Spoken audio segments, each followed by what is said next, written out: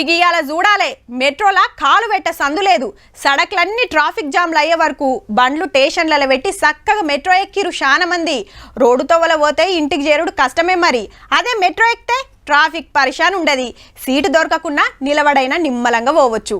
జప్పున ఇంటికి చేరుకోవచ్చని ఎక్కువ మట్టుకు మెట్రోకు లైన్లు కట్టిండ్రు. మెట్రో రువ్వడి ఇట్లుంటే ఈలేంది గిట్లాన పట్టిరి. ఆర్టీసీ బస్సు రువ్వాడికి మెట్రో రైలు మొసగొంటుందటూల్లో పుక్కట్ల ఆడోళ్ళని ఎక్కించుకునే వరకు మా బండి ఎక్కలేరని బాధపడుతున్నారు. పట్నంలో పట్టాలు వరిచి రైలు నడుపుతున్న ఎల్ఎన్టీ కంపెనీ వాళ్ళు. ఏమో రేపు మా పాలు అమ్ముతారేమో అన్నాడు శంకర్రామ అనే ఆఫీసరు. అయితే అమ్మలక్కలు టికెట్లు లేకుండా ఆర్టీసీ బస్ లో తిరుగుతున్నందుకు మేము లాస్ అవుతున్నాము అంటారు అన్నట్టు. ఇదే మాట పబ్లిక్ ని అడుగుదాం ఏమంటారు.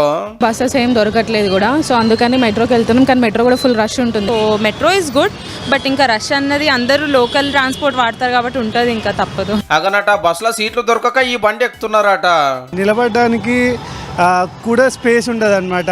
ఆ మెట్రోలో ఇంకా బోగీలు ఏమైనా పెంచి అట్లా చేస్తే బాగుంటది. కానీ ఏ బండిలో చూసినా సీట్లు చాలతలేవు, నిలబడే జాగుంటలేదు. 5 నిమిషాల కోటి నడుపుతున్నా అందుతలేవు. ఇంకిని బోగీలు పెంచాలన్నో దిక్కు డిమాండ్ చేస్తుంటే కంపెనీ వాళ్ళేమో ఎవరు ఎక్కుతలేరు అనవట్టారు.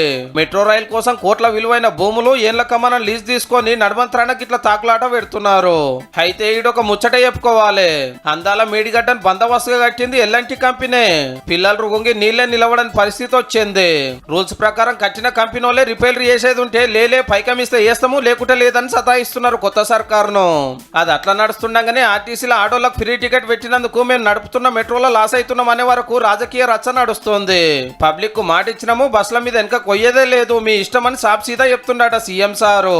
కొత్త రూట్ల పట్టాలు వరిచి ఇంకింత మందికి సౌలభ్యం చేద్దామని చూస్తే కంపెనీ వాళ్ళేమో కాళ్ళలో కట్టబెట్టినట్టే చేస్తున్నారు అన్నట్టు. మనోళ్ళ కథ చెరువు మీద కొంగలగినట్టే ఉన్నది పో.